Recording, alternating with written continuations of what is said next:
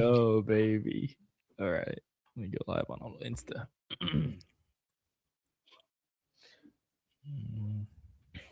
I do like the new vertical format, dude. That's sick. So will it actually pop up like that on Insta? On Insta, go look at it. It looks like that on the left. You hear that dog barking outside? Cool. It's hard to hear anything over this. Is that what you're jamming to right now? Yeah. Pretty much. You see it on Insta? Yeah. Pretty cool, huh? I wonder what this would look like.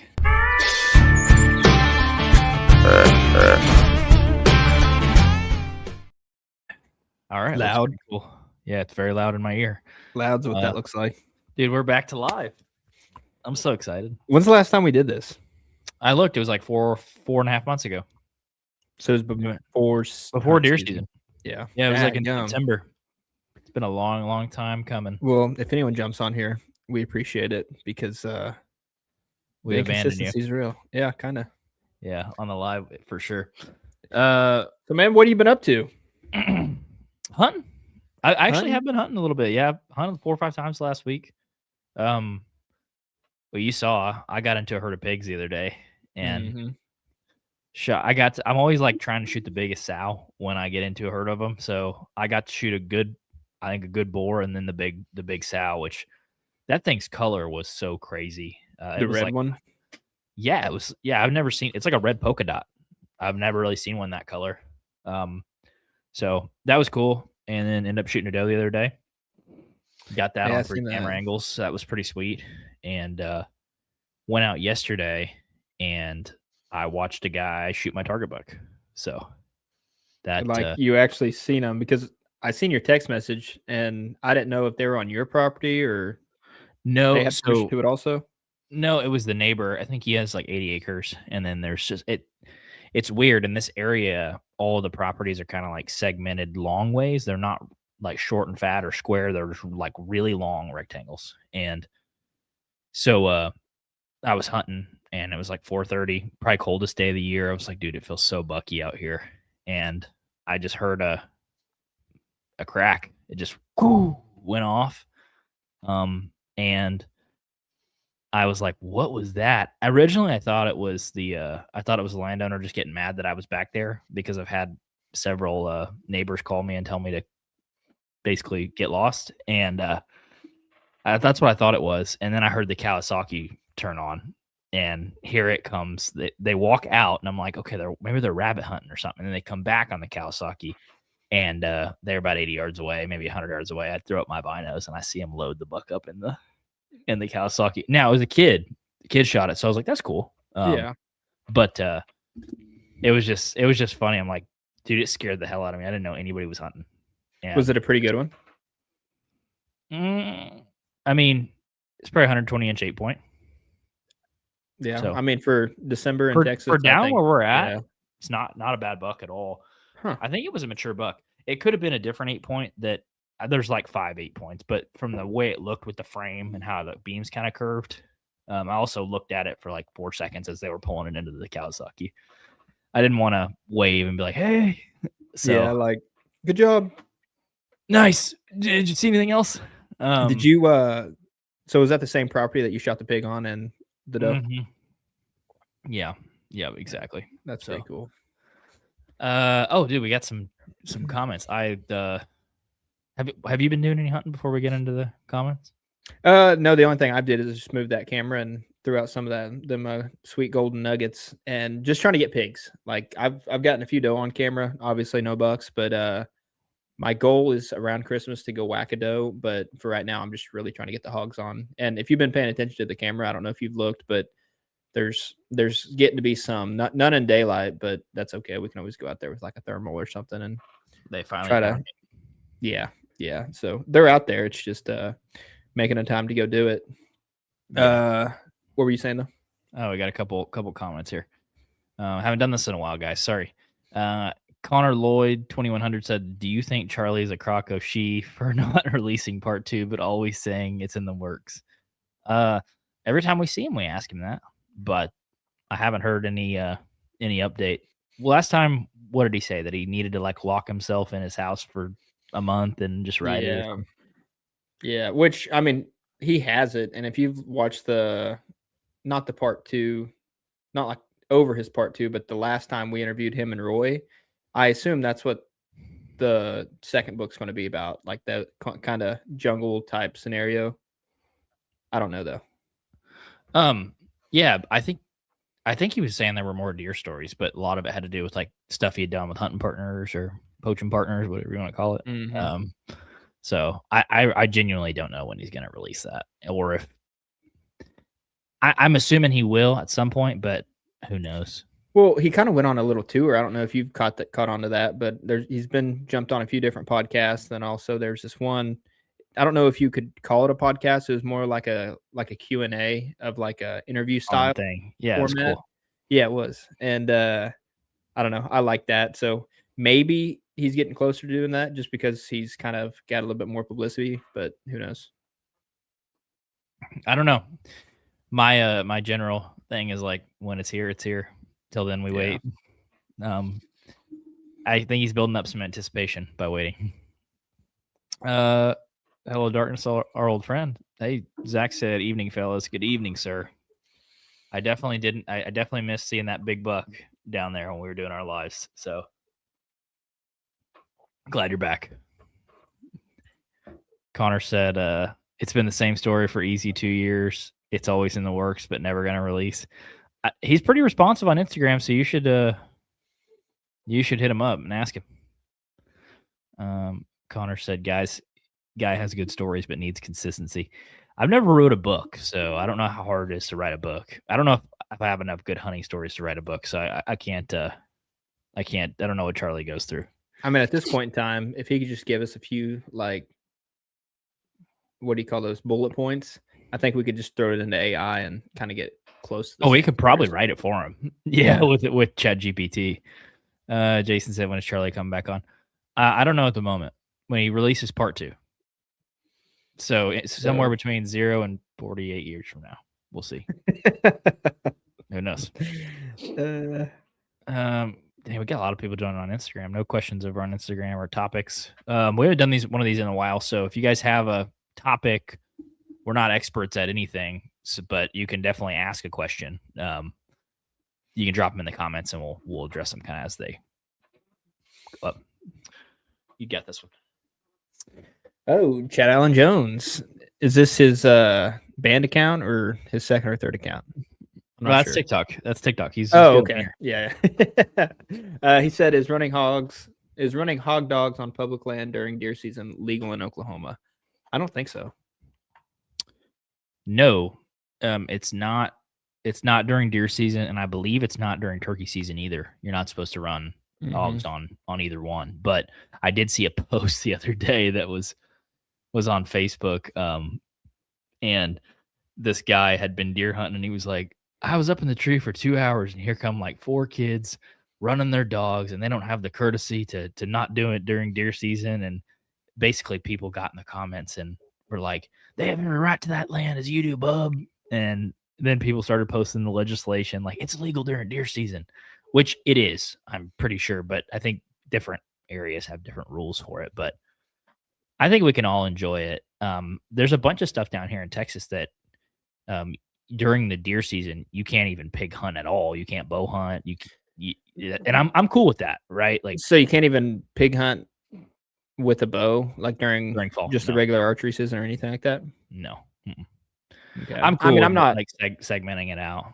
I'm not against it if it was like during you could only use that weapon as the same weapon as you would be using for deer, just so there is like couldn't be no poaching involved or anything like that. But I mean, that way's cool too. But also in Oklahoma, I think obviously if you're on private land, you can run dogs. But uh, yeah, on public, we actually ran into that when we were turkey hunting a few years ago. We went and roosted a bird, and then we were just going to go back and sleep in the little public land parking lot there. And it was by the time we got back to the truck, it was probably like what 12:30 at night, maybe It 1 was a.m. late. something like that. And Yeah. then all of a sudden, a convoy of trucks, maybe 6, 7 deep, and they were all loaded with 3 or 4 guys apiece. and they Dogs. had dogs in the beds, and all said and done, there was a good amount of people there, and of course it was just me and Christian, and they immediately was like, "Hey, this is private land. How'd you get back here?" We're like, "Well, obviously the same way you came in, so that's how you know." And they were like, "Well, this is private. You're not supposed to be back here. Y'all should probably get." Well, we're not going to argue, even though there's a sign in front of us that says public land parking. Would you look at And that? yeah, but when it's 2 versus 12, it's like, all right, everybody has guns. We'll gladly back out. So that's what we did. And That's called the not what game happened, warden. dude. We swung on them, and Yeah. then we got curb stomped. So Mm. that wouldn't be very good. No. I listen. I I'm all, remember. I I'm all remember for it, but actually. I'm down to pick my battles I wisely. remember verbatim what you said when we left. I was like, "It's not worth it." And when you left, you're like, "Nah, turn around. That's not right." And I think you used a few other words. You're like, "I'm gonna go tell him. I'm gonna give him a I mean, piece of my mind." I'm sure, but you know, it's probably good you're driving because that was God saying, "Hey, listen, he's being an idiot right now. Like, let's just get him out of here." Oh my god, it's so annoying. But it was upsetting because like we spent all evening like finding that one bird, finding the tree, roosting it, and then by the time we get back out there, it's like, okay, we're just gonna have some shut eye for maybe 3-4 hours, and then we're gonna hike back in. And it's like then all of a sudden they're gonna do that, run dogs on public land because that's obviously where they were running them at. And it's like, man, they're gonna blow that turkey off the roost, if not poach it. And it's like, cool. Like we did all that work for nothing, and we're also 4 hours from home, so this is cool too. Yeah, I don't care if people pig hunt during deer season at all. I just don't like the dog aspect because I feel like it disturbs the deer hunting pretty bad. But I get it. Also, I feel like it's maybe not all the time. It's just an excuse because there's a lot of people around here that coon hunt during deer season and stuff like that, and you'll see just stray dogs, obviously collars on running through your trail camera, and then about 5 minutes later, you'll see the owner walk right by it, and if you go and confront them, oh, I'm just getting my dog. It's like, this is about the seventh time this month you've just been getting your dog, so I can get it for you. yeah. Well, I I'm probably not wouldn't go that far, but it's just annoying because it's like, oh, well, they always have an excuse to go get their dog. And it's like, okay, but you're basically running through all this bedding, so that's cool. And Yeah, I'm not trying to complain. yeah. Okay, we got a few here. Connor said, favorite crock pot venison dish. You have one? Chili. Is that a crock pot dish? Yeah. You make it in the crock pot? Mhm. Lauren I has think a so. big, I don't know what you call it, thing that she makes it in. She does a lot of the cooking. So I would say mine is my grandma used to make just roast, and she would shred it with forks and barbecue sauce. So she made like barbecue sandwiches with venison. That was always really good. Unless she tried to slip onions in there, and then I would Yeah. tell her that's disrespectful. But when Justin was around, that wouldn't happen. So it was that's probably my favorite crock pot recipe is shredded barbecue sandwiches, venison sandwiches. Chad Jones said, I had 5 guys roll through this weekend in Atoka. Yeah, that doesn't surprise me. I mean, it's tough. It is public land, so I try to like not get too pissed off about stuff on public. Like when that stuff happens, I'm like, well, it happens. So okay. Zach said, all right, help me backtrack a buck from either morning pictures prior to daylight or after shooting light. Any experience with that? What you got? I'm still reading. Go ahead. I'm still reading. Backtrack a buck from either morning pictures prior to daylight or after shooting light. Any experience with that? Morning pictures prior to daylight or after shooting light. So basically, like if prior to, so if you get them at like 3-4 a.m., you're kind of wondering where they're coming from. Well, the after the shooting light one, to me, they're typically, especially this time of the year, going to be feeding in the afternoon or night. So if you're getting them after shooting light, that would tell me you're probably further away from this bedroom. Especially if you're hunting like a food plot and stuff, I feel like you could backtrack that. But on browse, it's like if he's browsing on Red Oaks right now, you're just probably not close to his bedding. I kind of think it all depends on the time of year too, because if it is super early season and you're around some pretty good browse, they could be, let's say you're hunting over this field or something, or the edge of the field. they could just be tucked back 20, 30 yards in there and just eating that browse all day long while they're kind of bedded. And then they might not just get up and go out in that field until 15, 30 minutes after dark. And so it just kind of depends on I guess, what the property looks like. But I mean, I know quite a few times that's kind of happened to me where it's like, okay, I've had this deer on camera probably 30 minutes after I've left, and then just because it's dark, and then the next time I go out there and the wind's right, I'll try to push in, and then you'll just bump them. And it's like, oh, he was only 30, 40 yards in here. His bed wasn't actually 30 or 40 minutes, in. It was just right here. And that's just when he was getting up. But I do think that all kind of varies upon the time of year too, though. Yeah, pressure dependent where you're hunting. I think he's hunting primarily non-ag from what the conversations I've had with him. He said like reposition cameras are moved to where I guess I'm wondering about maybe their travel area. So kind of broad also right now time frame. Yeah, that's kind of tough because if you're consistently getting them on camera, my approach would probably be to add a couple more cameras, not reposition the one that you already have.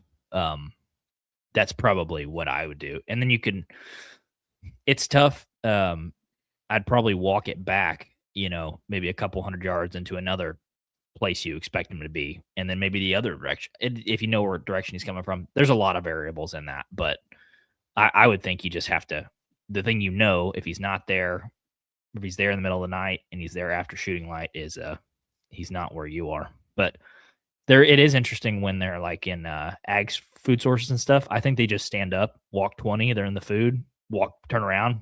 Look at those bucks in Kansas when we were hunting late December. It's like stand up, 30, eat, back in. That's pretty tough, but I don't think that's what he's dealing with. Yeah. I've kind of even seen them, or at least the bucks, just hang out up until they'll see like another dink or a doe group or something else out there, and then they'll go out. So yeah. I don't know if that was kind of like a security thing for them too, but I don't know if they're consistently in dark. I mean, one word to help, like as a general rule of thumb, would be thermals. So just get a thermal on your rifle scope and you should be pretty good. Didn't know you were going with that, but yeah, that works. Yeah, the thermal wind on the 300 Win Mag. Okay, we got one from Facebook. Cody said, "What's your favorite non-resident state to hunt in whitetail?" Listen, we all heard your pronunciation. I want to hear your pronunciation on this last name.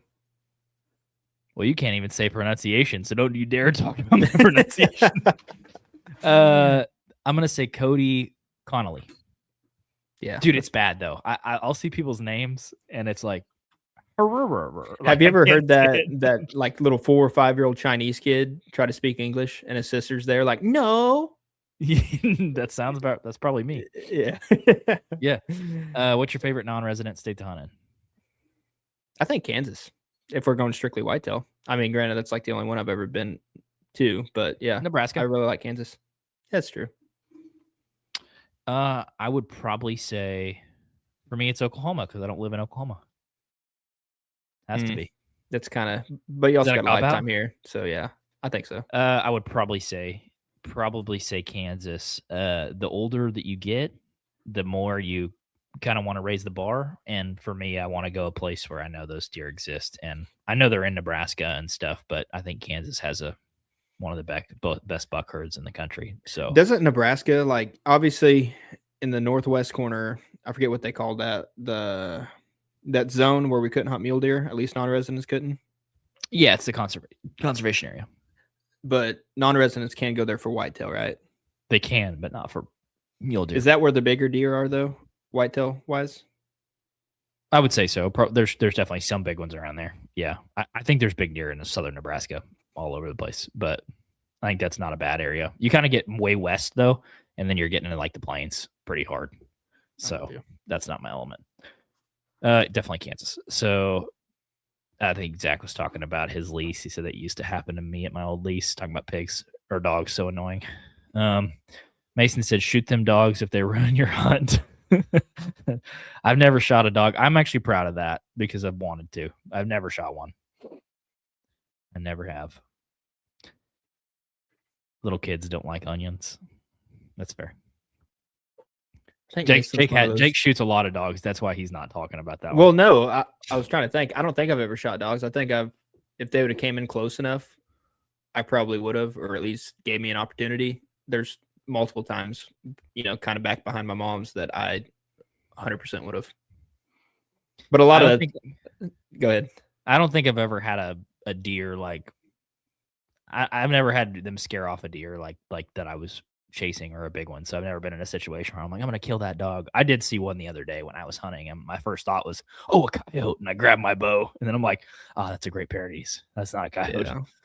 No, I think it was last year, 2 years ago. There was I was in a blind over there at Ketchum, and usually I have at least one doe group come in on that camera, and that's kind of what I was after over there. Well, 30, 40 minutes goes by where I guess after when they normally show up, and I'm like, that's weird. Then all of a sudden I heard something chase, and it was 2 or 3 doe ran by, and so I'm getting ready, thinking there's a buck behind it, and it was just 2 or 3 dogs, and it was my brother's and my dad's dogs, and I was like, nice. So can't shoot those, but you want to. I previously didn't think dogs ran deer as hard as they do. No, they My do. Uncle Richard, I think he's in his late 70s, maybe early 80s, and my uncle has a dog, and he's like, yeah, Roscoe's running my deer hunts. And I'm like, what do you mean? He said, he runs the deer. He said, I've been back there before and I've watched him run the deer. And I guess dogs are just really good at, obviously they're good at finding deer. So why wouldn't they be good at running them around? And it's probably like a fun little toy. It's like it runs away and I try to catch it. Yeah. So I don't know. It sucks though. Do you ever want to have to shoot somebody's dog? I have not. Okay. Here you go. This one's for you. Oh, you give me the paragraph, huh? No. Jason 6325. Have either of you guys used the G5 dead meat 3-blade broadhead? If so, how do you like them? I'm looking for a good rear deploy 3-blade. Seems most mechanicals these days are 2-blade. What you got? I have not used, so I don't know what the difference between the dead meat and the mega meat are. I know there's something subtly that's different, but I don't know what it is. I've never used the dead meat or the mega meat. I've seen people use them, and it seems like when they work, like you're not shooting at too harsh of an angle or something, they definitely blow a freaking good hole in them. So I don't have any personal experience with them, but one that we have used in the past was a Grim Reaper Whitetail Special, but those aren't a rear deploy. Those are like a front deploy, which I think is, I don't know, that's a pretty tough ask. I mean, it's like any 3-blade mechanical. If you could guarantee a pass through every single time, you'd probably shoot a 3-blade mechanical because they have 3 blades and they knock holes in them about that big when it works. So I don't think there's anything wrong with it, but we shoot single bevels. So hard to mess those up as long as they're tuned. Yeah, I mean, how do you feel about the rear deploy versus the front?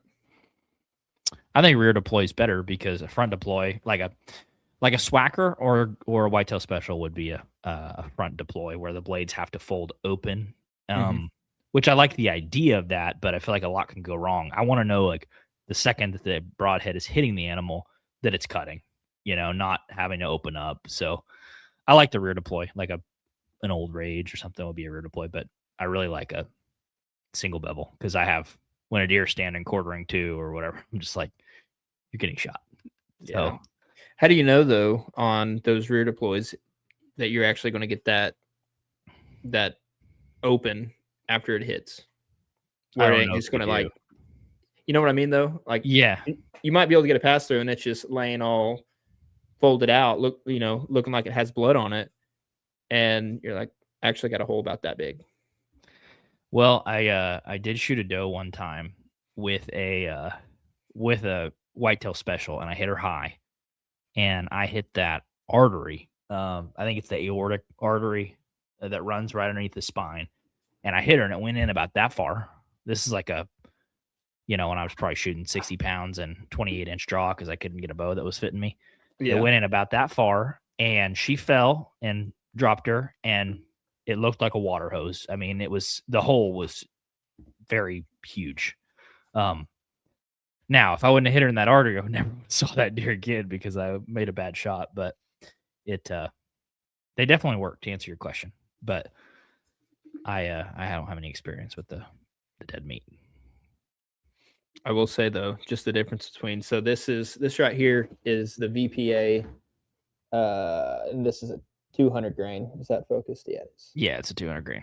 yeah, that's 200 grain, and then obviously opened. This is the Grim Reaper Whitetail Special, right? Yeah, it's a way bigger. Now, if you're 20 yards, 15 yards and in, it's like all day long. That's probably what you should shoot. If it's like feeder, 20 yards, the things that thing can do to an animal from close range. But the example why we shoot stuff like this is on public land. I shot my buck. It was 40 yards. I hit it a little forward, and it went through both shoulders. And long story short, the deer ended up dying coming home. But I feel like if I had this thing, it would have made it probably through one shoulder, and I don't know if it would have went in far enough at 40 yards to actually hit anything good. I don't know if that would have went in one shoulder. You're losing a bunch of velocity and momentum at 40 yards, and shoulder's freaking hard, like the bone. Not the actual blade itself, but I think you might have been in the bone portion of the actual shoulder. Not I was scapula. yeah. So I feel like that would have stuck in with the tip and been like, wee, whole arrow run away. So that's kind of a plan B broadhead. But man, when you need it, it's like insurance, dude. 99% of the time, you're not getting in a car wreck. But when you do, you're like, Geico. Yeah. So, but you could argue it the other way too. Yeah, it's true. Cody said Keneally. Mm-hmm. Okay, that was close. Score. Connor Lloyd said, have you ever hunted Wisconsin? You ever hunted Wisconsin, Jake? I think when I was like 10 on my PlayStation 2. On Big Buck Hunter? Other than that, no, I don't think so. I would like to hunt Wisconsin. I've heard the Quistos talk about it quite a bit, like all the big bucks in Wisconsin. I think John Eberhardt did no, it was Indiana. He was telling us about Southern Indiana, but anyways, I'd like to go to Wisconsin someday. I'm just not a swamp hunter. So, well, according to the Boone and Crockett record books, Wisconsin is the place to be. Is it? Yeah, at least, or it used to be. Maybe used to be, because at the time when we were doing all those shorts and stuff, Wisconsin was number one in the Boone and Crockett records. Like, they had the most. Now, granted, I know it's pretty biased to say anymore, because I feel like there's a lot of people that don't even enter in their records just because they want to keep it a secret, which 100% okay with. But we call those people smart. Yeah. In all honesty, yeah. So no, it would be fun, but if you're driving that far, it's like you might as well just go a little bit more west and hunt something else. Okay. So Denton Curry on Instagram said mega meat for the win. That's what he said. And Wade Waterfowler 96 said, love my Beast Titaniums. I've heard good things about those too. Kyle Ford Outdoors said, trade you boys a hunt for a hunt. You put me on a hog and I have a stand in Southeast Iowa. That's the most one-sided, ridiculous trade I've ever heard of, but I'm in. I'll put you on a hog. Come on down, bud. I'll put you on 3 hogs. I'm a good guy. I'll put you on 2. I'll let you kill 2 hogs. I put out 100 pounds of corn. The other day, I'm getting pictures on this listing that I have, and I have 100 pounds of corn, and I go, yeah, there you go. Me and that hog must be related. Yeah, why? Because of them stones. Dude, look at that thing. Look at that thing. I'm dang near tickling the grass. But I put out 100 pounds of corn. I come back 2 days later because I have a showing on the place. And the guy's like, well, where you got the deer pictures? And I'm like, right down here. I said, there should be some corn and a camera over here. Let me show you. And we walked down there. It was in 2 days, 100 pounds was gone. And there was like 25 hogs in there. And dude, I can't be feeding these things. I wonder how hard it is to build a trap.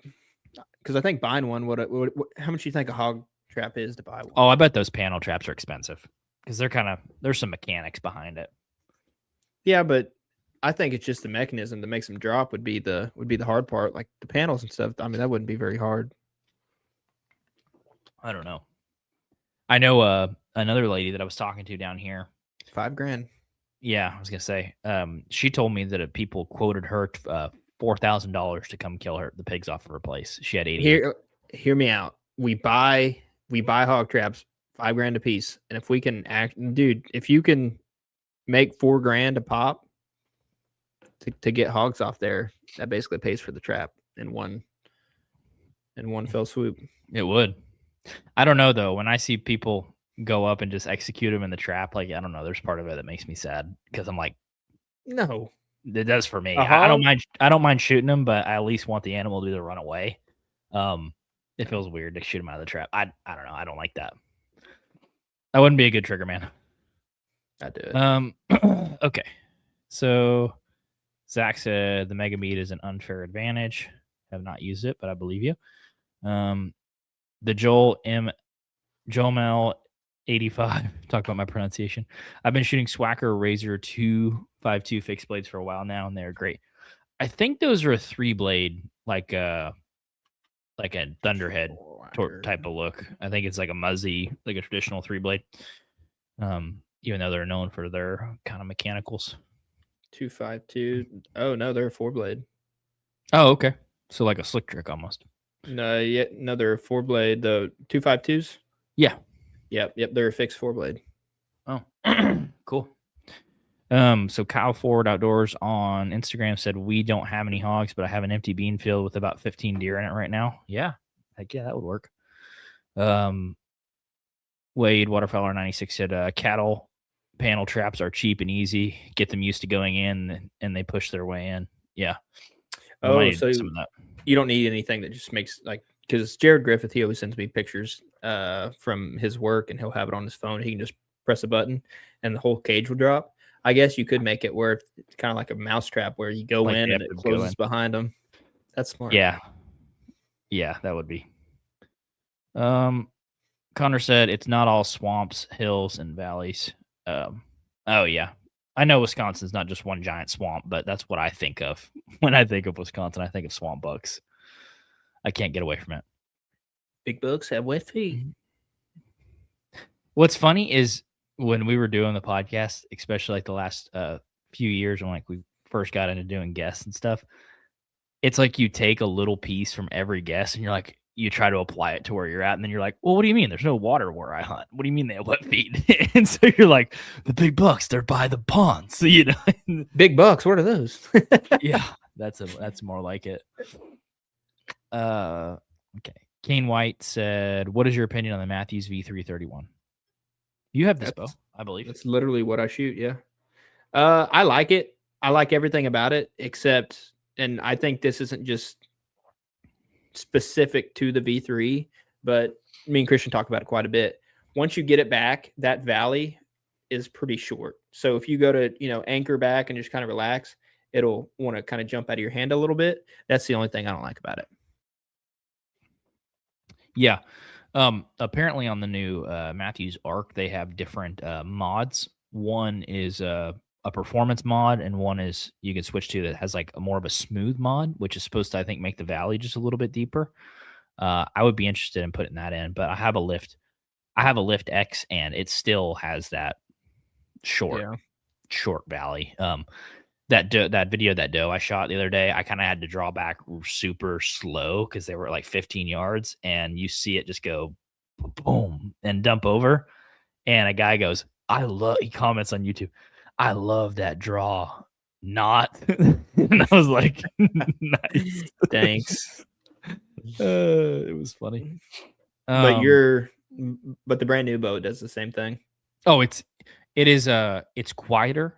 It's faster, but the valleys, it is smooth. I think the main thing that's better from the V3 to like a Lift X is the accessories. Like the QAD integrated rest is way nicer. It's a nicer rest. It's way quieter. I love it. The bridge lock, being able to put the accessories into the actual riser, it makes everything streamlined. And then the quiver is like streamlined. So like on my PSE, it stuck out like this far. It was like a 2019. On the Lift X, dude, my whole bow is like that wide. And then the bow feet, and which I guess you have those on the V3, but I think it's more the accessories than it is the bow itself for me. Like I could go shoot the V3, and if you could put the accessories on there, like where they're all streamlined and stuff, because when you're spot and stalking, when you're out west, and dude, I hate having crap hanging off you that much. Yeah, it's nice to have it close. So if you wouldn't have had a discount, would you still went with the Matthews? Matthews or Hoyt, one of the two. Yeah, you see, that's what I was talking to Dakota about that the other day, and I was like, if probably not going to get a new bow for a good while, but when I do, I'm going to really consider switching to a Hoyt just to try it. Never shot a Hoyt. I mean, my first bow was a Hoyt, but it was a target bow. And this is like 2010 or something. So I haven't shot the new Hoyts, but they look sweet. So yeah. I like the PSEs too, but I don't know. Samuel Crabtree said, "Yo, what's up, man? Yo." Okay. There's a couple from well, we'll run through a couple of these. Connor said small bleeder blades. Yeah, I'm with you. What are your thoughts on NAP kill zones? Samuel Crabtree said. What do you think? Have you seen the kill zones? I'm gonna Google them real quick. Go ahead. So to me, they're like most rear deploy two blades.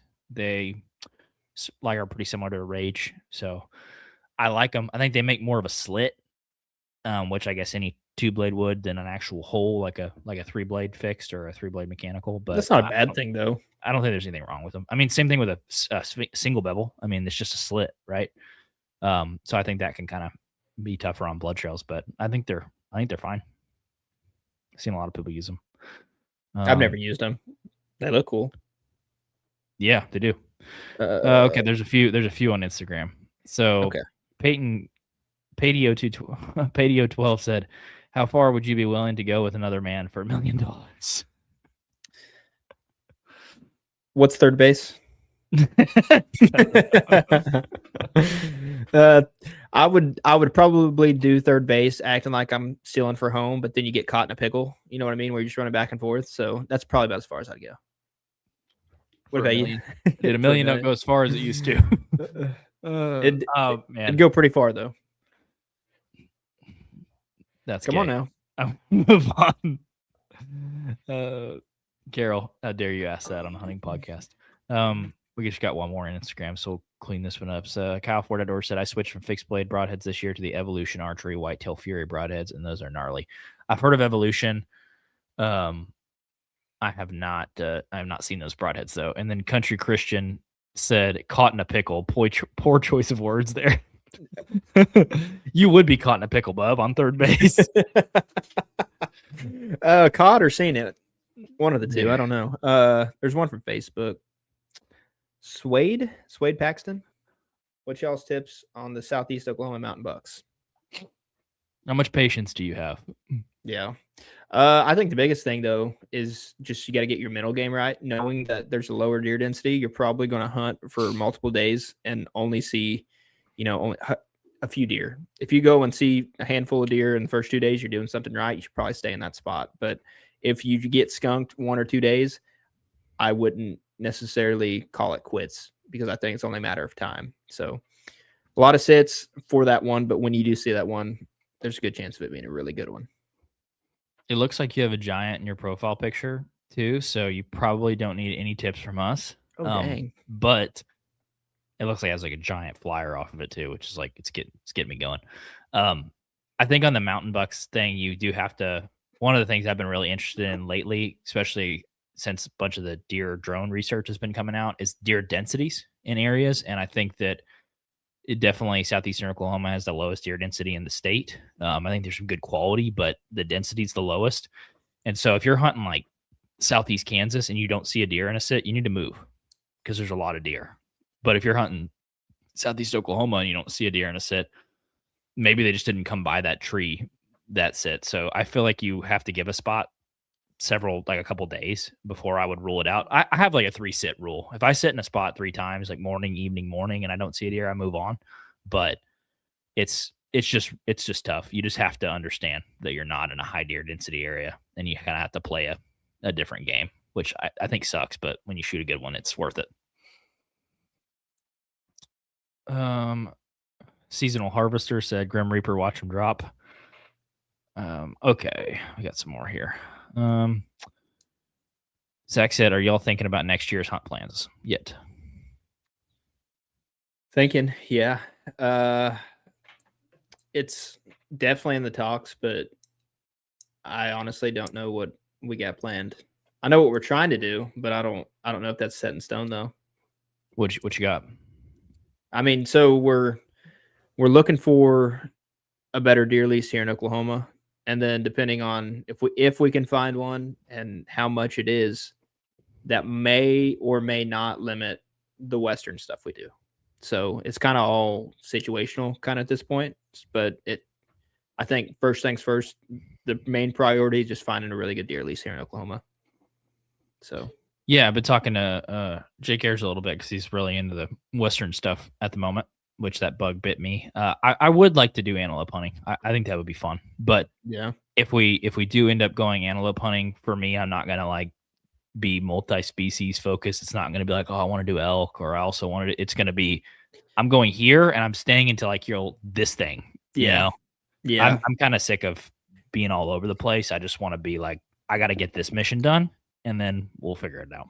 Well, this year was kind of hard just because we weren't planning on going to Alberta when we did, and when we did, it was smack dab in the middle of Colorado antelope. So that was kind of a kick in the nads, I guess, for the antelope hunt because we only got 2 days out of that.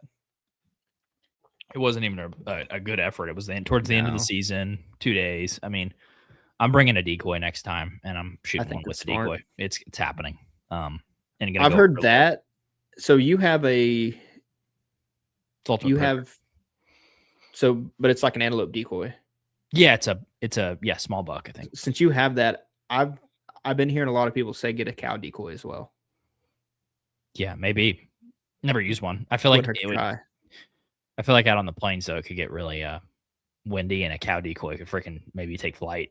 Like if you had, I don't think it'd be a full size, but it would just kind of be the shape, and you know what I mean? Because in a lot of those places we were hunting, there was cattle all around.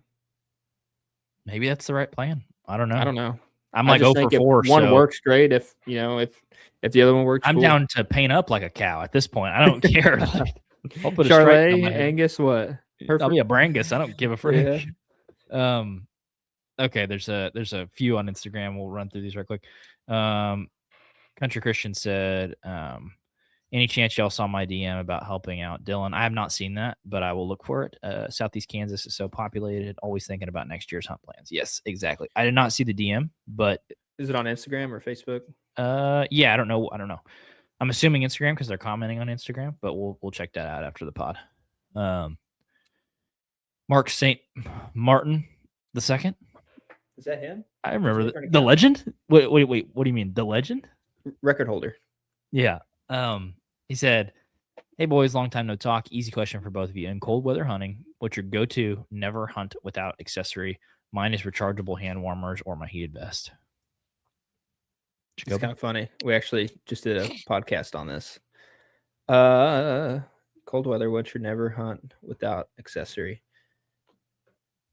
Might sound stupid, but it's always that big O heavy coat.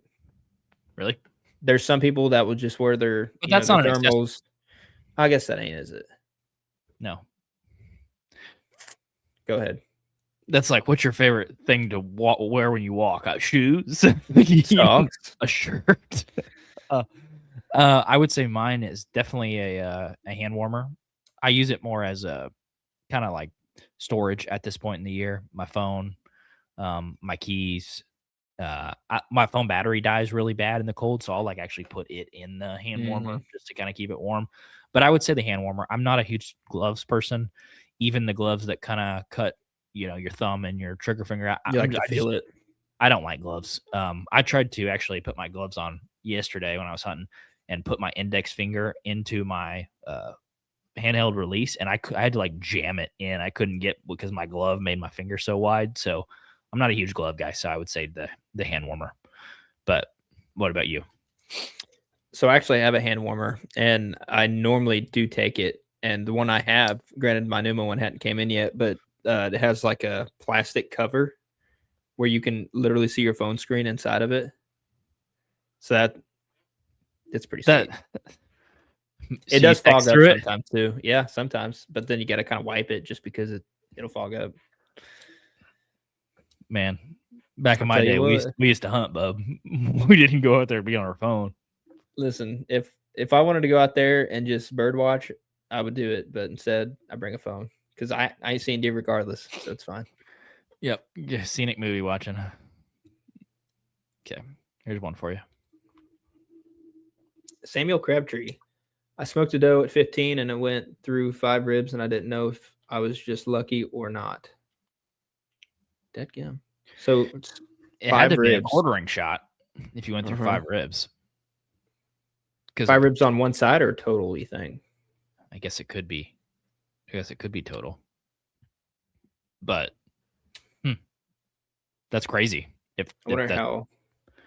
I would assume it would be a quartering shot, but if you busted 2 on one side, I guess you could bust 3 on the other, but that's kind of crazy.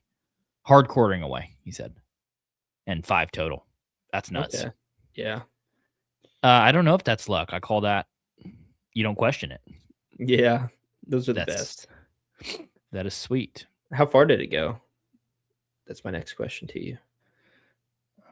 Okay. Here we go. Connor said, have either of you done deer drives or have an opinion on them? So I think the last one we've done was together. Long time ago. That you know of. I deer drive for every mature buck in my spot. Yeah. No. When's the last time you went? Because that's the last time I went. Probably 2010, 2012, somewhere in there. Mm-hmm. It would have been before high school because our parents were still driving us to hunt. Yeah. So it would have been like 15, probably 14, 15 years old. Old enough to be trusted with a gun, but not to drive. So that's 12 to 15-ish. So we've done them. We've killed deer on them before. I've seen deer killed on them. They're fun. I kind of enjoy them in a way. It's just now for does. Yeah. You know whose spot? You know who loves deer drives? The guy whose spot is not getting walked out. That's because to do a deer drive, somebody's spot has to be getting walked out, and I don't want to be that guy. Well, I feel like you used to. Now, granted, I don't know if Justin. I think Justin was always into bow hunting, but he was with us, or was it just your dad? And no, Justin and Dustin and everybody was there. Dude, we would freaking put on a big deer drives. Because the only reason because we walked out that one in the Ponderosa, I think. And then someone shot one at the Ponderosa. It was a doe. I shot one at the Ponderosa. Yeah. See, they're fun. It's just I don't think anymore. Back then, I don't think a lot of people were into bow hunting that much. And so the last day of rifles when most people would do those type of deer drives. But now it's kind of the same thing where access is getting more limited, and then also more people's getting into bow hunting. So now those just don't happen. Understandably so, too. Also, people weren't managing for mature bucks in 2010. So it's like, let's try to, if there was a mature buck in there, it's like, okay, odds of us killing him if we bring 8 people is a lot higher. So that's what people would do. And also trail cams. People weren't running trail cams all the time, weren't running cell cams. It's just a different time. So I think they're really fun, especially for shooting does and stuff. I've shot a deer on a deer drive. It is fun when you see something bust through the brush. And you're like, well, what is it? And you're like throwing up your rifle. That one we did, I think several people shot at that big buck off your grandparents' place. Yeah, I remember that. Remember that big one? Yeah, there was at least 7 shots, and I don't think one of them hit. I didn't shoot. I remember though. I remember everybody freaking slinging because your dad had that 7mm with that long Oh, dude, it had a huge scope. That was the first rifle I ever shot, and he just had me up on a tire. He got the spare out of the bed, and then I was just standing on the spare, leaning on the truck bed when we were sighting it in. And he's like, get up there. It won't kick. And I was, boom. And then I went falling off that dang tire. He catches the gun, not me. Horrible dad. But that 7mm. That's a nice gun. What's your go-to, I guess, deer drive gun, rifle gun? Oh, dude. For deer drives, like a 30-30. Something short, something small. Mm-hmm. Like something you could sling, because I feel like those big, long barrels, you're like, yeah. I like something you can boom and you're in it, right? So 30-30 definitely for deer drives and close range stuff, but I mean probably a 30-06, but that's just what I've had growing up. Yeah. So I haven't shot a deer with a rifle in a long time, so I'm not the person to ask. You too good for him? Not that I'm too good for him. I'm bad shot with a rifle, and I don't like the noise. So you do scope by yourself quite a bit. Me and guns don't get along, dude. It's not even an elitist thing. It has nothing to do with that. Connor said talking talking standers and drivers, not running them with dogs. Yeah, we've never ran them with dogs. It's just always been standing and driving. And then the person who's like driving is usually has like a 40 caliber or a 45 pistol. And that conversation usually goes like, dude, it was a big buck. I shot at him. Did I hit him? And we're like, no, nobody did. So back on the antelope conversation, Zach says antelope looks easy with a horse. I've been told that. So Connor, Well, you see those videos. He told me that. He said the best way to kill an antelope is to get your horse and walk your horse to the antelope. I'm like, huh? maybe I'll buy a $350 horse on the way up. I think it'd be fun with like a donkey or something. I think a cow would work good on turkeys. Could you just be reaping with a cow decoy? Yeah, guess it could. Mark St. Martin said, "Yep, that's me. I don't have Facebook anymore. I understand." Like, yeah, well, it's good to have you back, my friend. It is good to have you back. They probably ran out of or shortened the characters for the name, so he just said, "Screw it." Oh, we got a couple on Instagram. Country Christian said, "Just take your local Chick-fil-A mascot." Yeah, that's fair. Mason B43 said, "Have y'all seen any deer this year? You seen any deer this year, Jake?" On Facebook, yeah. Yeah, see him every year and every day in the groups. Mason said, "I don't ever remember doing those." Yeah, I don't think you went, Mason. It was like with Justin and Dustin and your dad, Jake. That was mainly, I think, who went. Country Christian said the Amish only do deer drives. The Amish shoot some big ones. Maybe we're behind on the time. Maybe we should be doing more deer drives. Wade said, Waterfowler96 said, if you don't like the noise, you need a few suppressors. Yeah, I really do think a suppressor would fix gun hunting for me, but I know they're expensive, and then you got to have a tax stamp. And for me, it'd be either buying the suppressor or buying the gun. Couldn't have both. So I don't know. I would like, I guess if money wasn't a issue, I would definitely get a suppressed gun. I think I'd throw a suppressor on my AR first over probably just a hunting rifle. Probably. Denton said the best gun is a crossbow. I'd have a lot more deer on my wall if I use a crossbow. Oh my gosh. That is funny. Was that on Instagram? Yeah, that was on Instagram. Gotcha. Country Christian said, "Nah, I'm telling you, just take the Chick-fil-A mascot for the decoy." Maybe I should get a part-time at Chick-fil-A just to get that cow decoy, because it's like a life size. You can wear it. So maybe we should wear it and then find a way to cut out the face and then just shoot with it. Just saying. I wonder if they'd sponsor that. Give us free Chick-fil-A for life. I'd do it.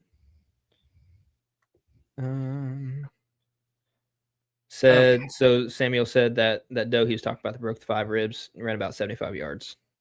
Oh, nice. Then Connor Lloyd, 742 Remington. I have never heard of that. I haven't either. Then he said 06 or an .6. Yep. .6 is a good gun. That's what I use. Bean 1970. Christian, check your texts. Oh, I got it. Who's Bean? I'll have to tell you after. Okay. This is some Zach said, swear everyone's been killing since September except me. You're not alone. That's not true. Jake's been in the same boat. I'm just kidding. Jake's killed just as many deer as me. I'm just kidding. You do have me, I think. If we're going off the biggest buck this year, I think you have me by like 20 inches. So. And Carol's got me by 30. So what are we measuring? What does that say? It means we need to change something up. It means we're down bad. Connor okay. Lloyd, semi-auto. Wade said, I don't shoot any gun without one these days. After January 1st, there's no $200 tax stamp fee. Oh, that's good to know. That's good to know. I would probably put I would definitely suppress a long-range hunting rifle. One of the things that I've wanted to do for a long time is build like a super good long-range gun. Like 6, 7, 800-yard type gun, which I suck at shooting, so I probably couldn't shoot it well, but just something that could shoot that far accurately would be really cool. I think it's sweet when people shoot coyotes super far, like 500 yards. It's pretty cool. I think if you could find a good middle ground gun that is big enough for something like caribou, moose, but is also will get the job or will get the job done on something big like caribou or moose, but can also still shoot a whitetail or a Sitka blacktail or something like that, that you can reach out those great distances. I think that's a great all around gun. And even if it's a little mountain gun where you have to spend a little bit extra money just for that lightweight and shorter barrel or whatever it is, Yeah. that would be pretty cool. And I've always shot those guns, not crapping on them, but like Walmart type guns, like cheap Remingtons, Savage, that sort of stuff. My whole life, the type of gun I would want to build to suppress would probably be like $2,500, $3,000, like without a scope. And the bad thing is that's the rule of thumb is your scope has to be twice the amount as your gun. I know. So I couldn't build that. That'd be like 3 times the size of cost of my first truck. So I couldn't do it. If you need to know, Beans, does this ring a bell? Pink Shirt Boys. How are you? Jake. Is that Pink Jeff? Camo. It's Bean. 1970? He's not that old, man. Come on. I don't know. I don't know. The only person who says anything about pink shirts is Jeff. Maybe it is. I don't know. Text it to me if it's a secret. Again. No. Okay. Mike Williams said, "Trust me, you need a suppressor. Get a 30 cal, and you can use it on anything from 22 cal up to 30 cal. And after the first of the year, the tax stamp is free. So sweet. Yeah, I will build a gun like that. I think that's one of those later in life kind of projects, though. I don't think I have a lot of those. Do I absolutely need it right now? No. Okay. I'm pretty well focused on buying land at this point, like buying a hunting farm. And to do that, I'm probably going to have to drive a piece of crap truck for a long time. Probably not going to have a sweet gun. There's going to be some sacrifices. I think that's not even really a sacrifice because it's not something I really, really need, but I think that's going to be on the back burner. Okay. There you go. Here's one for you. Connor says, y'all ever thought of having Clay Reed on? You know who Clay Reed is? I'm fixing to. I have no clue. Clay Reed. What is he about, Connor? Yeah, I actually don't know who Clay Reed is. I feel like that name sounds really familiar, but I don't know Clay Reed.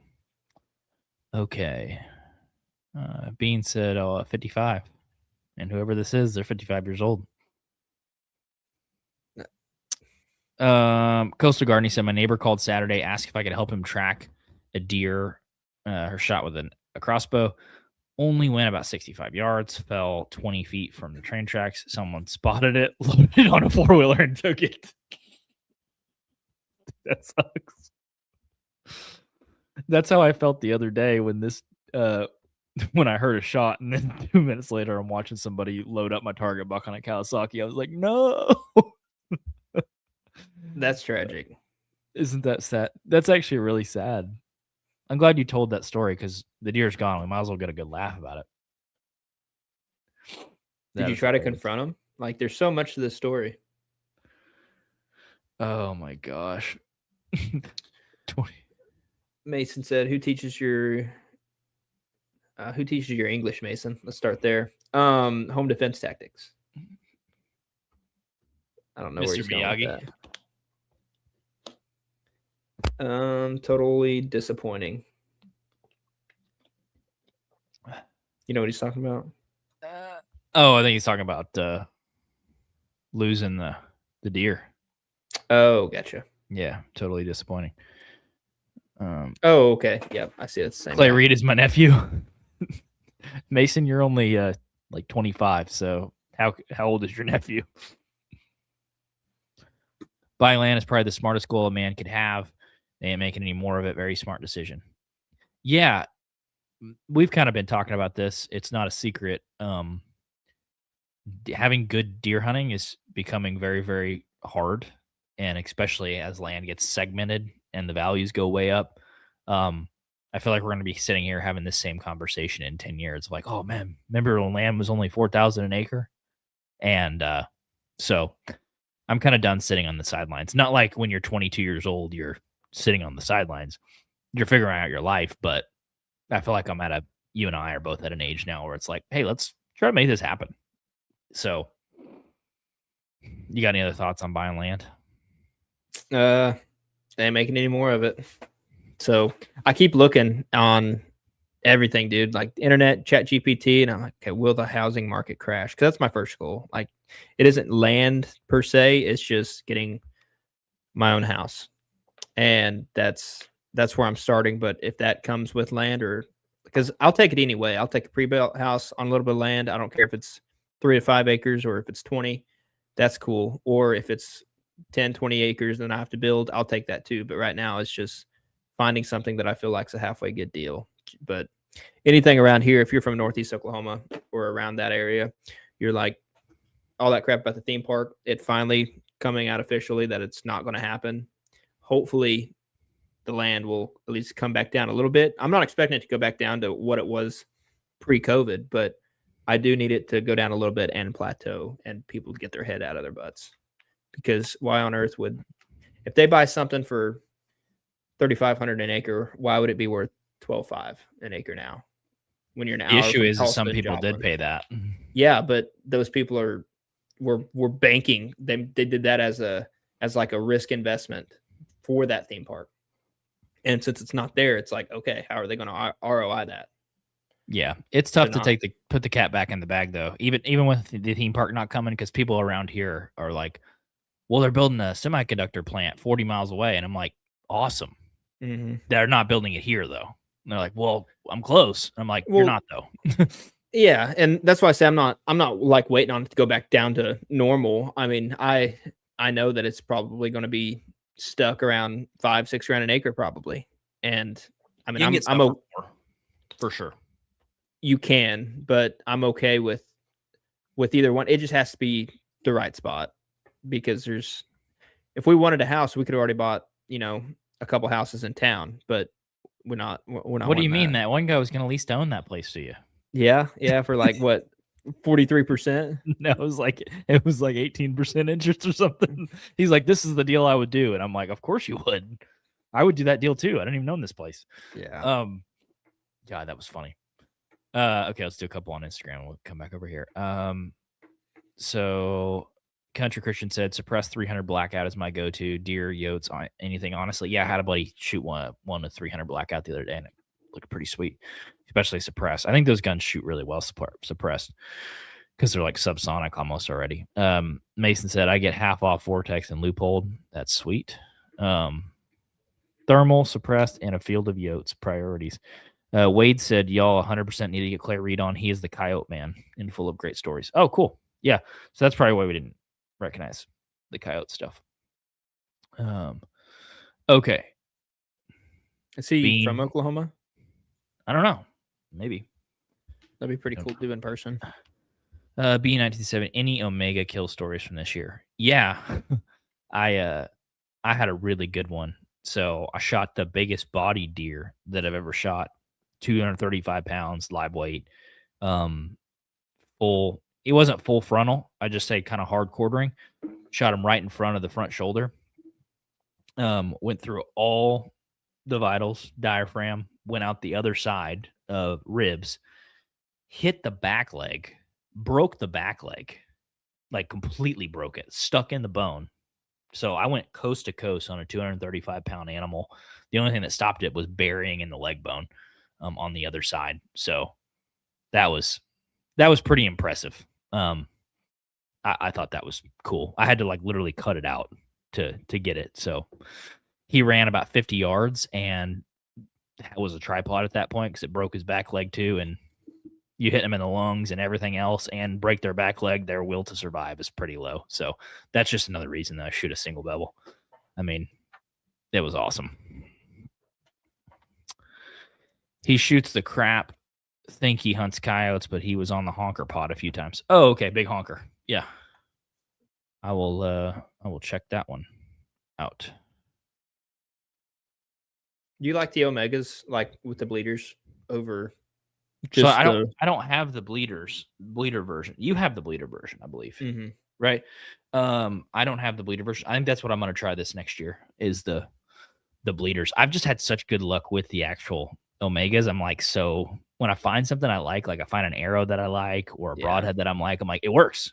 Like, well, why would I switch, weights or whatever? So I've just been on the 125 Omegas for a couple years, and it's hard to even switch to one with a bleeder. But he said reshootable. Yeah, it was reshootable. Yeah, I have it in my quiver. So it's pretty awesome. Connor Lloyd said 4K an acre. That was 20 years ago. I'm sorry.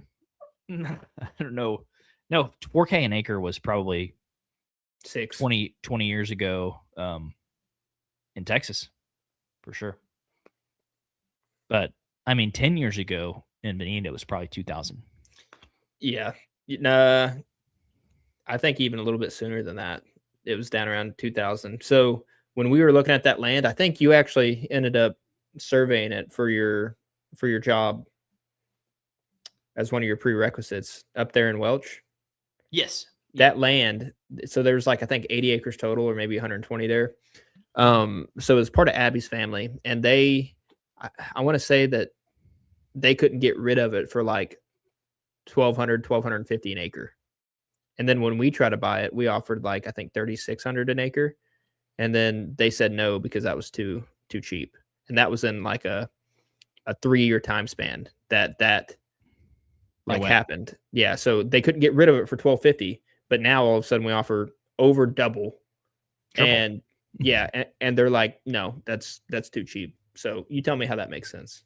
I think that place did sell for like 4,000 an acre or something like that. Yeah, I think it was like 42, 45. I think that what I've realized with this stuff is like when you say, "Oh, nobody would pay that," yeah, because you don't operate in the class of people that would pay that. There's a completely echelon of society that goes, "How much is it?" I don't care if it's 4,500, 5,000, 6,000. But dude, it was down. So there was 2 ways of the highway down that dirt road, and both of them on both sides of that road was a washed out bridge. So when it flooded, you basically had to just stay home. So how the hell is that worth that?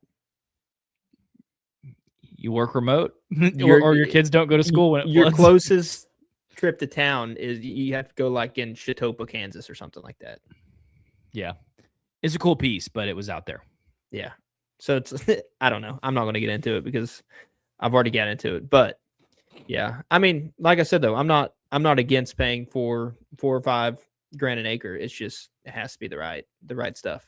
But I won't be the guy sitting here in a decade going, remember when land having the same conversation was 3,000 an acre? I won't do it. I refuse to be that person because I'm the same way of like, well, remember if I'd have had this deer hunting permission when I was 15, if I'd have had it now, I'm done doing that. I know. Like we talk about it quite a bit, and it's like if you're having this, if something's wrong, and you're having the conversations now. If you don't do anything to fix that, you're going to have the same conversations in like for the next 5 years. Yeah. And I'm pretty good at sounding like a broken record. I hate hearing it from myself because I feel like, this is a little like girly way of complaining. I hate it. It makes me the worst version of myself. He said, Connor said, ChatGPT, are we all Walking Dead? I feel like that's a trap. I will though. I use ChatGPT, so I'll check it out. Waterfowler 96 said south of Wichita Falls area, he killed a coyote a day for a year and only missed 3 days. Dude. So he's committed. Wichita Falls is southwest, or I guess it'd be just under southwest Oklahoma. It's over by over towards Snyder. So the Lawton area. So that's sweet. That's pretty committed. 363 days a year killing a coyote. I'm not that mad at him. That's a lot of coyotes. But he did kill a coyote every single day, so he killed over 300 coyotes, if not more. Yeah, well, he said, 360. He went for a year and only 3 days he missed, and he killed a coyote a day. So that's crazy. 360 plus coyotes. Here's one. Coastal gardening. 30 years ago, I purchased 31 acres for 19K. It's worth a fortune now, but if I sold, it could never replace it these days. That's true. I was talking to my grandpa. He bought 20 acres and a single or double wide, and it was how many acres was it? I think it was 20 acres. He bought it for 12,000 cash, and it had electric, sewage, all that crap hooked up. But hey, we just don't work hard enough. Let me tell you. Not that you work hard enough, bud. It's because you got a frappe one day. Yeah. I can't get you on this one, can I? Is it Yeah. going to get you on an epic rant?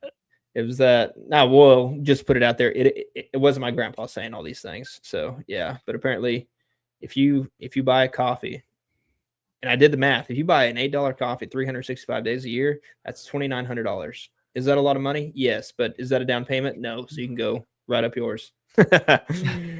Oh, I love that. It's back in my day, you actually had to work a little bit, and my favorite comments are, "Yeah, that's cool. I work a full-time and a part-time job to live now." Now, have you thought about this? When you were growing up, people worked and they came home, right? And maybe you had a side gig like mowing or something. Like that's what my dad always did. Now, it is completely normal. You're like, "This is my full-time job." And people go, "Well, what's your side hustle?" Not like because you're an entrepreneur or you want to build a business, but because they know you can't live on your normal gig. It's like, well, what's your side gig? What else do you do to make money? well, it's because And there's it's flat almost screens in expected. every room, and if people go out and order pizza 24/7, you eat from home. Like back in my day, you just ate from home, and you fixed your new meal out of leftovers in the fridge. So that's why you don't own land. 100%.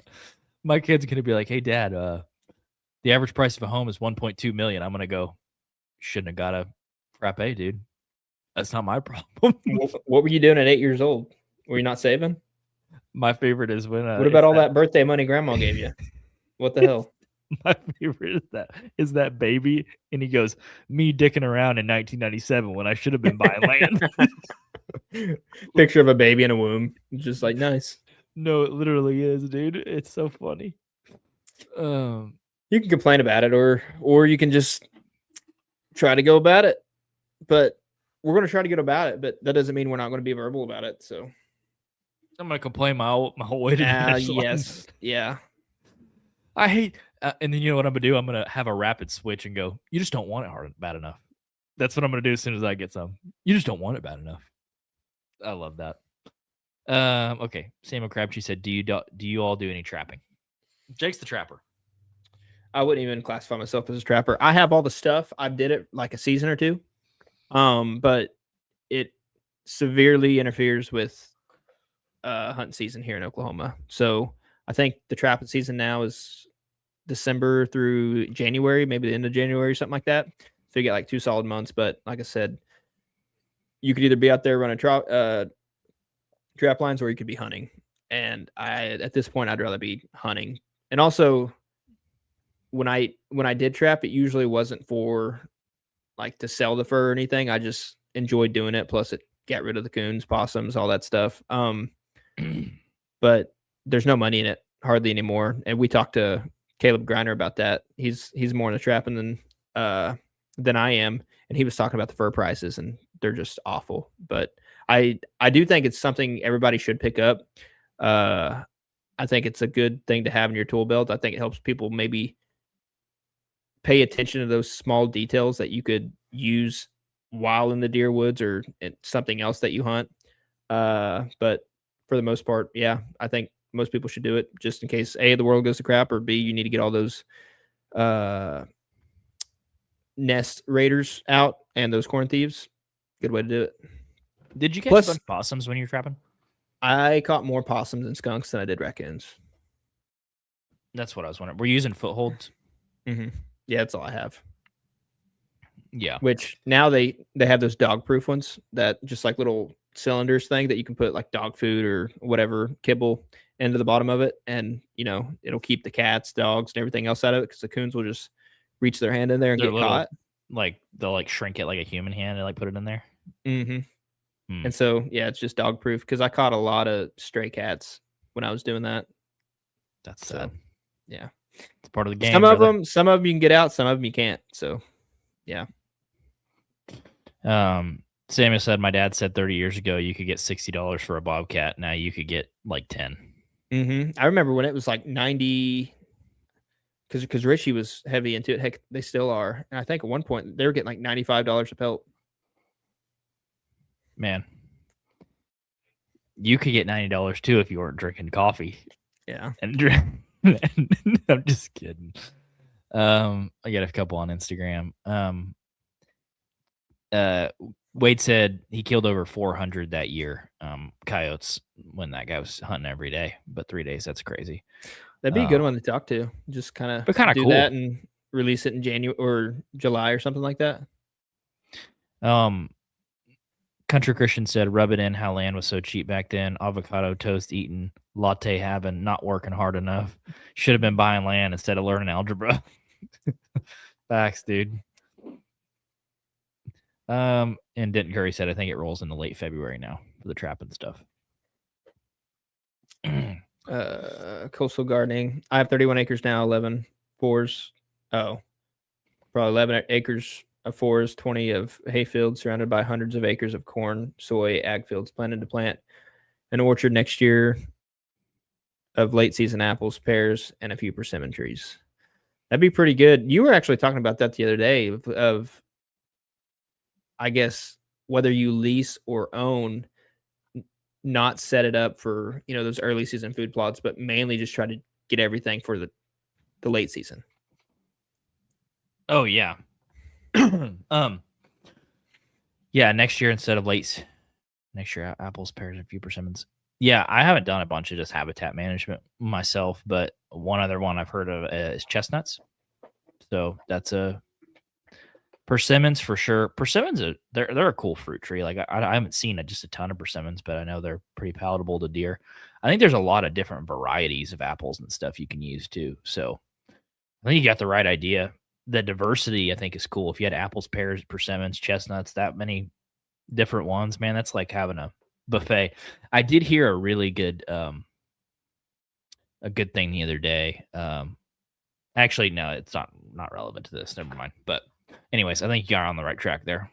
I do like, what did he say? Oh, whoops.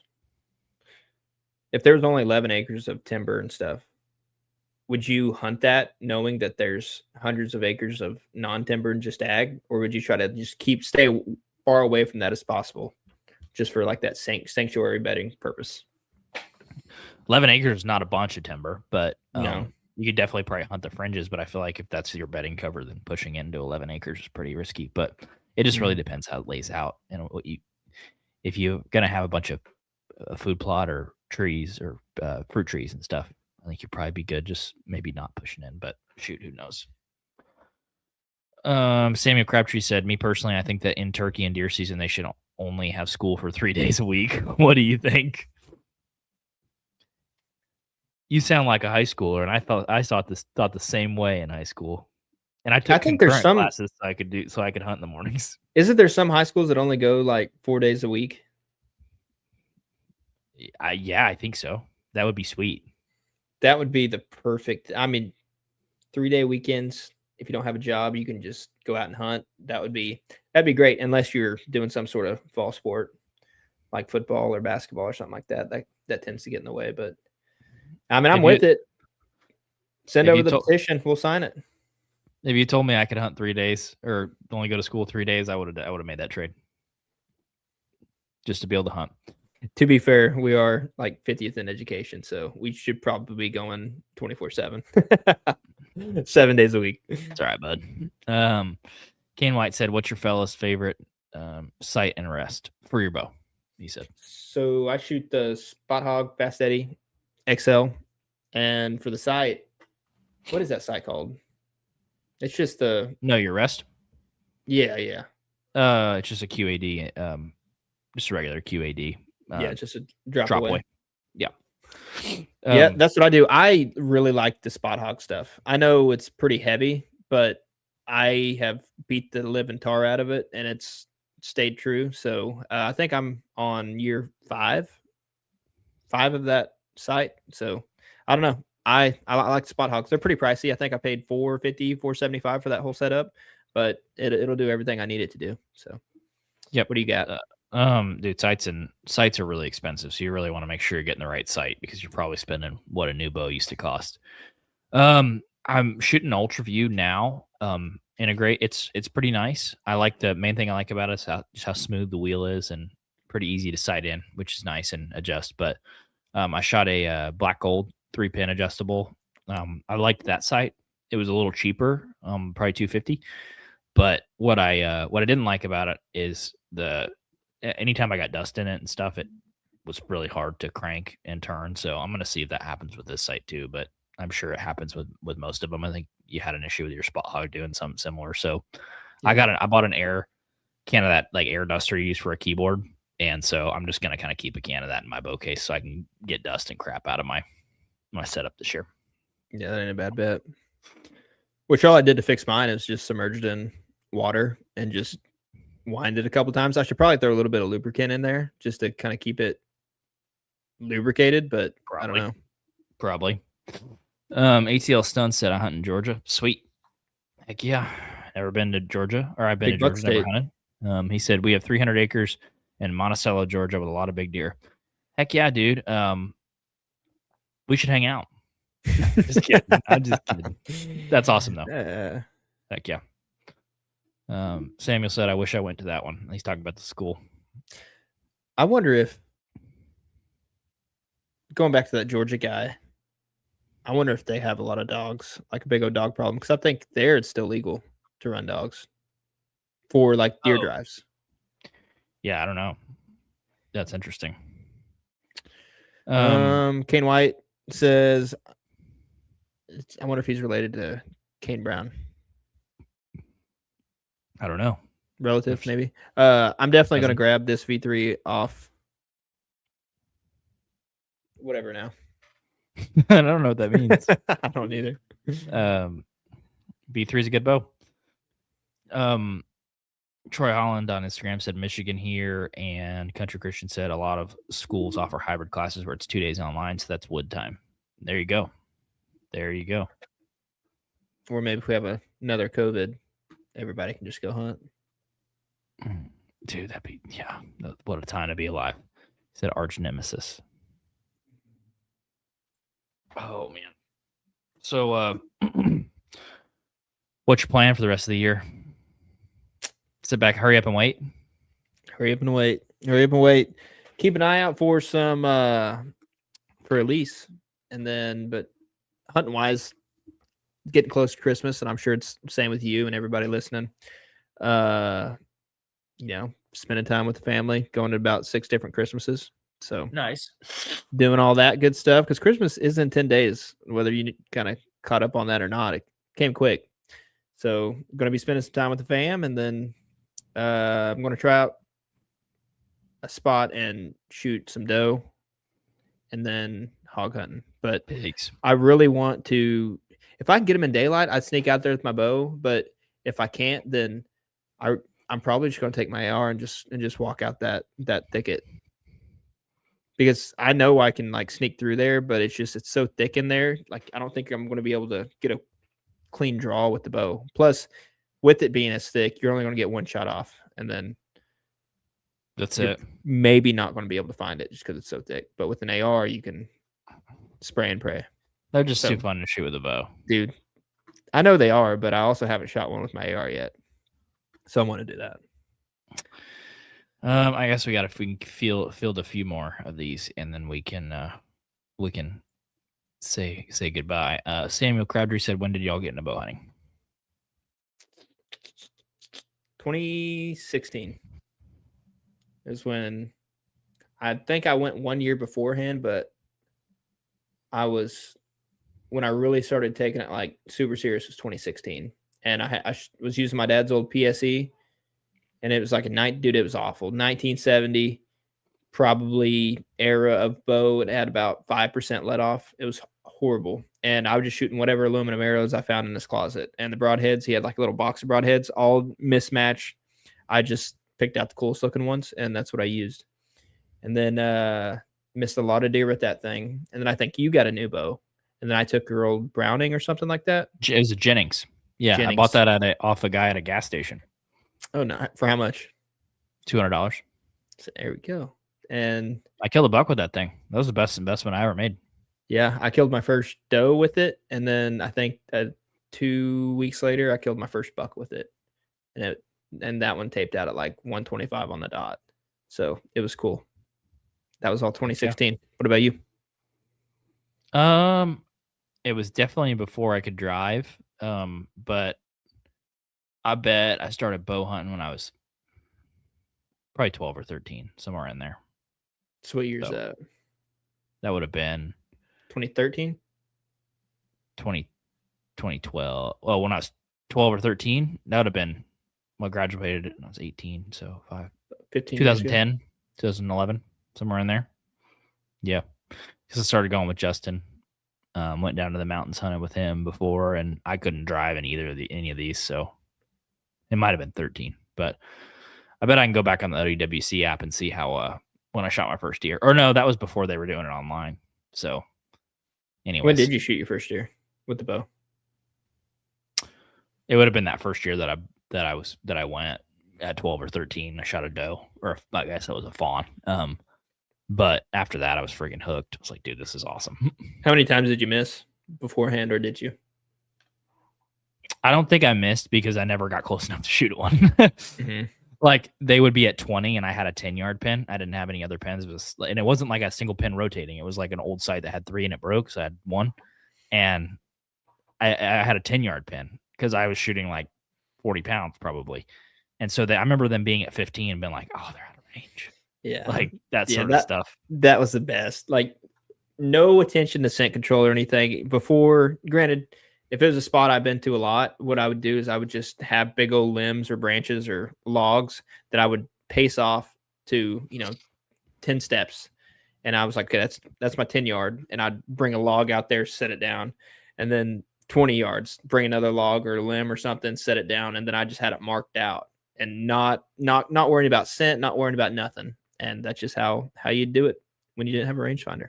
No rangefinder, no nothing. I had a 10-yard corn pile. And I'm like, they're past that. They're too far.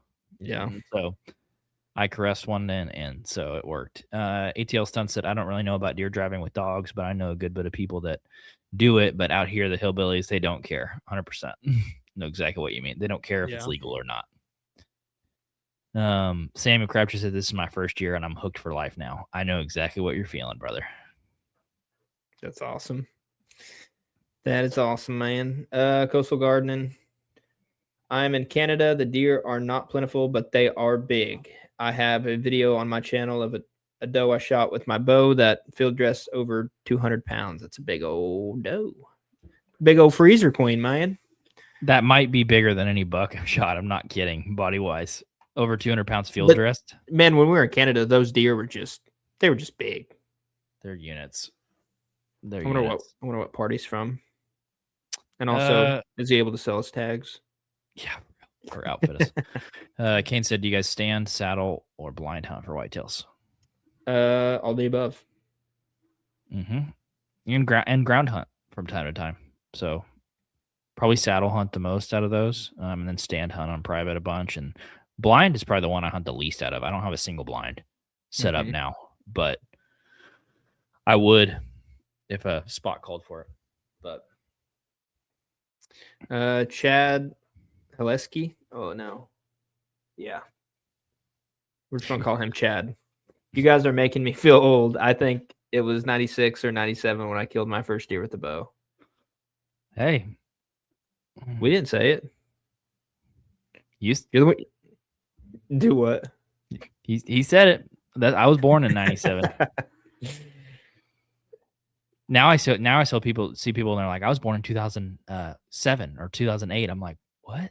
Yeah, they're able to drink. It's like, yeah. How old are you? Oh yeah, I'm 21. It's like, wait a minute, hold up. Yeah. Kane Brown says, what's your favorite saddle? I'm an arborist, so I'm for sure looking into saddle to hunt out of. What's an arborist?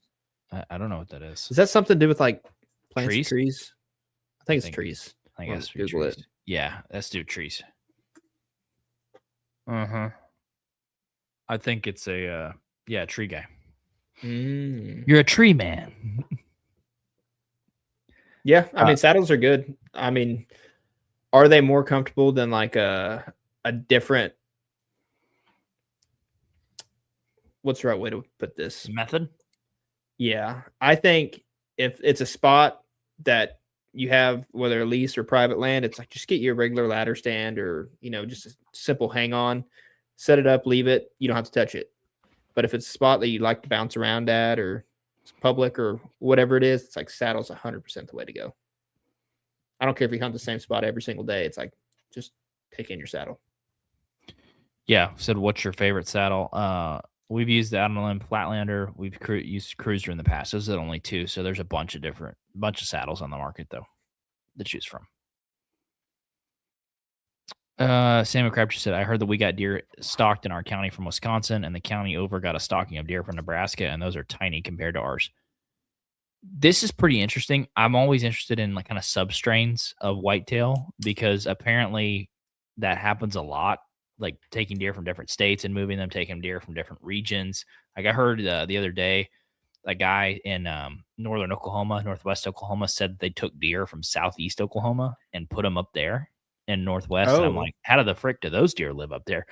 So did you ever see that? Like mature bucks look different. Some are shorter and stockier, some are taller, some are long legged, and they almost look like completely different body types at maturity. So I think there's a bunch of little strains of whitetails out there, and it's pretty cool. Whitetails are freaking cool. Kane's a tree climber, he said. ATL stunts, y'all want me to put a picture on my channel of our whitest buck? Yeah. Or you can shoot us a message on Instagram or something. We'll check it out. Here you go. Nova Scotia, the largest bucks harvested here, regularly field dress 240 or more. Contest winners close to 300 pounds some years. Dadgum, man.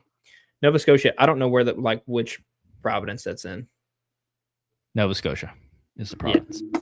Oh, is it actually? Yeah, I think so. I think there's like Newfoundland, Nova Scotia, Ontario, Saskatchewan, Alberta. Oh, okay, so no, so that's far east, like farthest east you can go. Yeah, East Coast, he said. Gotcha. Nice. It was a little, so at least it wasn't like, where's Alberta? Where's Saskatchewan? Country Christian said, "Come to Ohio for some big body deer." Yes, I have heard that. Also said, y'all going to the ATA show? We are not going to the ATA show, which I guess they opened that up for consumers this year, which is pretty cool. So maybe we are going to some tax and some shot 3Ds if you're in or around Oklahoma, maybe one of the border states. So yeah, dude, that's a good place. It's a good place to meet up and hang out. Hunterman27 on Instagram said, "Do you have any tips for self-filming? I just started filming again this year." Yeah, blood pressure medication. That's probably what I would say. No.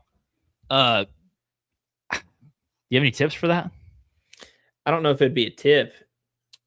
I think if you do it long enough, and I'm not saying we like just experts or anything, but it almost becomes part of your shot sequence. So when you're not filming, yes, you can do things more efficiently and like quicker and like be more focused in on the deer. But especially if it's a bigger deer, you don't have time to get nervous because you're actually trying to kill it twice. And so once you see it, you get your camera around, hit record, zoom in or get it focused, whatever you do. And then by that time you get it framed up. Now it's like, okay, I need to range and hook on. And then obviously jerk that sucker back. And I just think over time it's almost become foreign when I don't have my camera, just because it's like it's like you're skipping a step of your shot sequence, if that makes sense. I'd say my only tip would be knowing where to put your stuff and put it as close to you as you can so you can hit record as quickly as you can.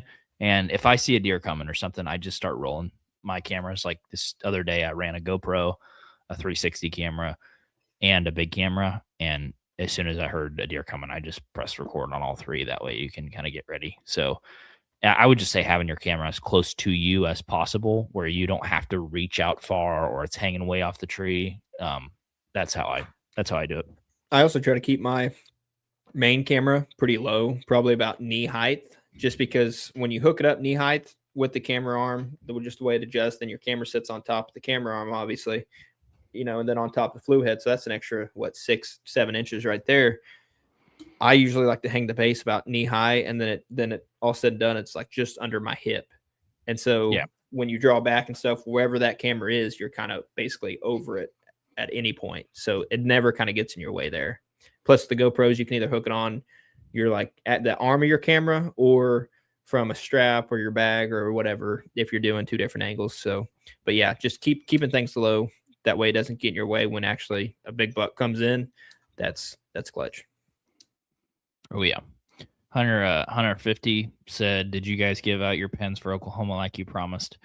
Yeah, man. Check your Yahoo. They're in there. Send them over. Here's your one. Zachary, do you guys have all your latest hunting videos out for the season or more coming? I think that's about it. That's all we got. I've got one buck from last year that I never put the video together for. But which one? The 7? No, I didn't shoot a 7 last year. Or the one after your big one? Yes. Yeah, that's what I meant. Yep. I thought he was a big wide 7. No, just a normal 8. No, we don't have much. I think we're gonna try to get after the hogs and do some of that sort of stuff. So that'd be kind of sweet. But maybe we'll kill another buck. I've been filming. I mean, I shot a doe the other day, but I haven't had an opportunity down here in Texas at a mature buck this year. So it's also one of those things that it's hard to put a video together if it's just one kill or something like a doe, because if there's not really a story behind it or anything, it's kind of hard to. That's why I just threw it out on shorts. Yeah. I think that's what does need to be, is just shorts. Yeah. I sent a picture to y'all's Gmail. Sweet, we'll check that out. Come to the Great American Outdoor Show. I think that's Pennsylvania. I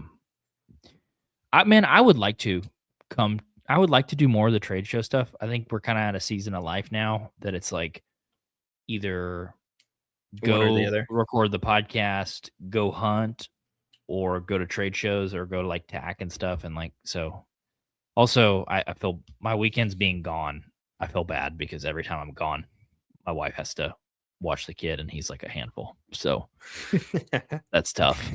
Right. So you're fixing to find out. You laugh it up. You're fixing to find out. That's why I'm laughing now. And I was mainly laughing about, you just said he's a handful. That dude's a chunk, dude. He's at least 2 handfuls. Absolutely. Yep. When does y'all season close? Samuel said January 15th. I don't know what it is in Texas. I think it might be very similar. After your 2-month long rifle season. So I think Tennessee closes early compared to Georgia. Yeah. I think you're probably right on that. So if there was 2 things you could accomplish next year, what would that be?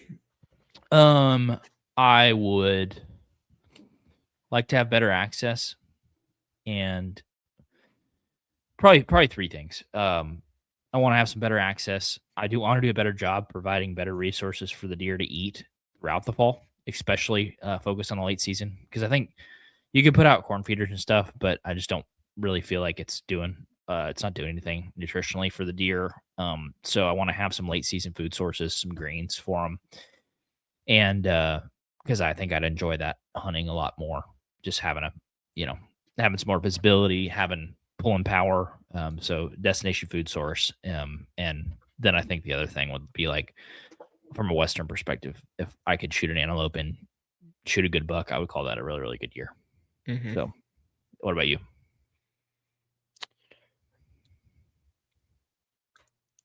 Access for sure, one, which you already covered, but and it might just fall into access, but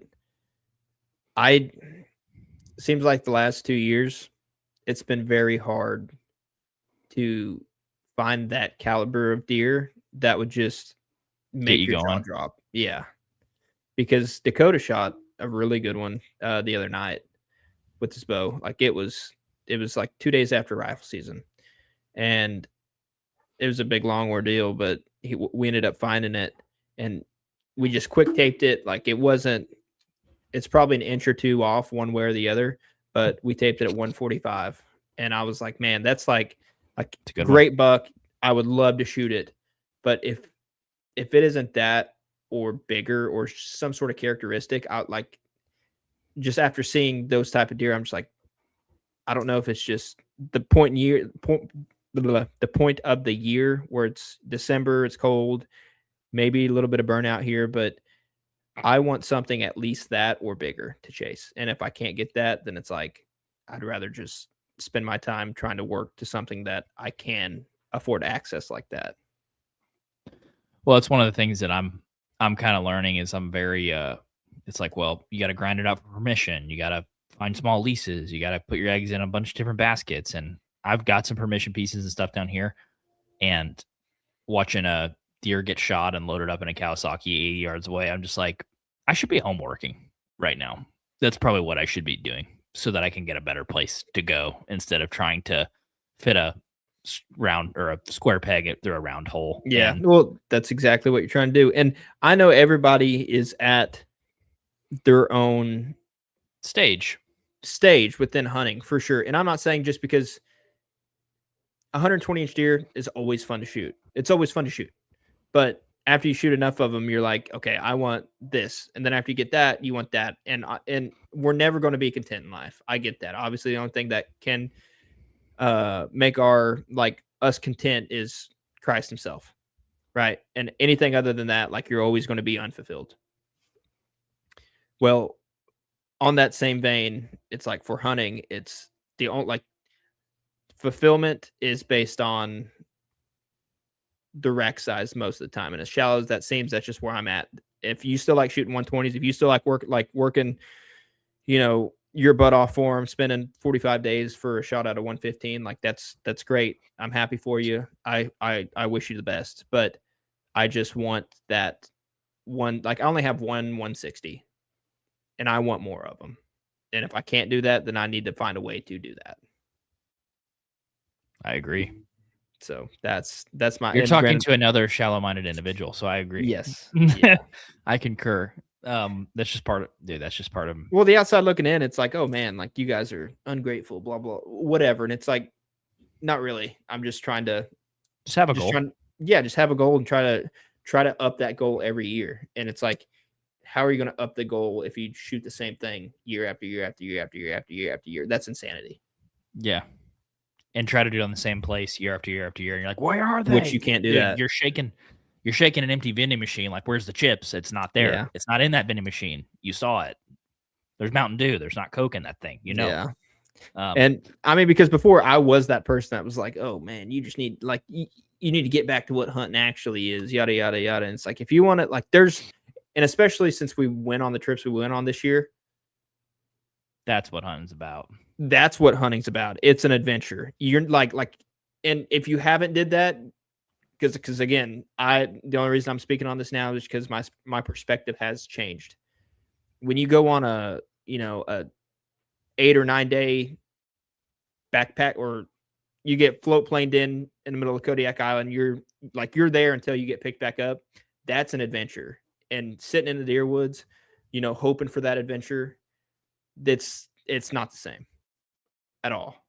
And so now it's like, I still love whitetail hunting. Whitetail is my favorite thing to do.